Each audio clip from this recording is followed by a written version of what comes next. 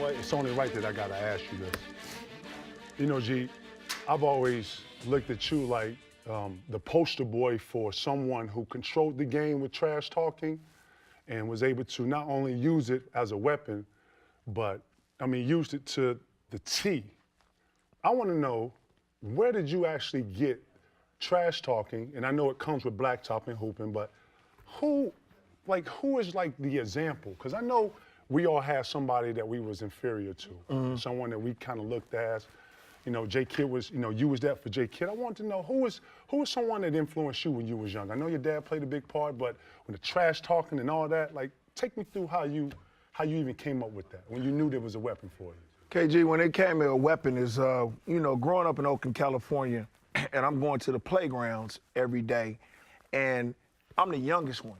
I always played against older guys. Where you at in Oakland? What side of town were you on? I was in East Oakland. Okay, so the bigly East. Shout to You know, East the Oakland East right Oakland, now. you know Right, what I'm right. saying? We in So, here. you Town know, business. This is how it was. I go to the playgrounds and these dudes talking crazy, and I want to go to block. I want to take over blocks. I want to be known in Oakland as that guy Gary Payton, the youngster Gary Payton is cold. He go to everybody block. And so when we start doing that, I start talking crazy and I start busting them.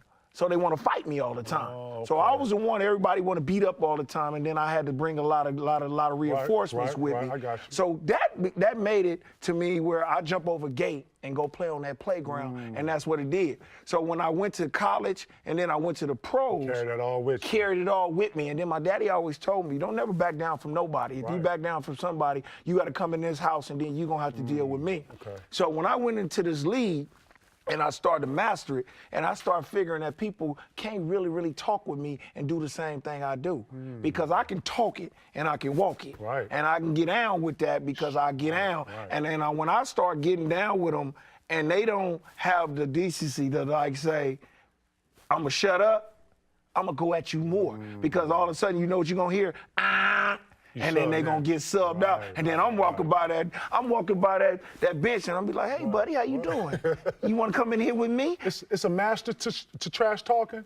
It is. Right. It is, Kay. I mean, because you gotta say the right things. And you gotta know when to say it. And when to say and it. you gotta know what you're saying. What you're saying. And if you want to say things that you need to bag it up. To be you got to effective. bag it up, Right. effective. Right. You know, some of these dudes right now, they ain't going to take it off the court. Right. They ain't doing that. Nah. So, you know what I'm saying? So some of these dudes, you can get away with it and punk a lot of them. But it's right now, trash talking ain't in this game right now. It's not. It ain't like that. It's nowhere. It's nowhere in this I game. don't They see don't it want. either. They don't want people to be seeing the kids to see that no more. Like when I was coming up, we trash talked and we made it an art. Right. Me, Reggie Miller. That was Jordan. encouraging too, That though, was right? just that That's was what you did. competitive, right? It was competitive Right. because I want somebody to say, Right.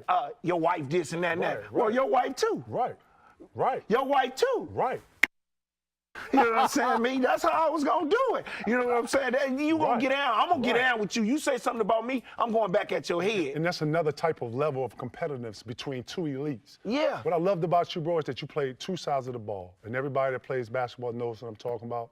Not only were you a offensive juggernaut, but you had the lungs, the physicality, the know-how, and the makeup to play defense and lock people up, man. Like, it's not enough for that for me. It's not enough two sides, you know, of the ball, guys that play both sides of the ball. I just want to say, man, what you do, man, or what you did for the game is like a lost start, man. And thank you for sharing that, my dude. My man, You know what for it is, sure. GP, straight up.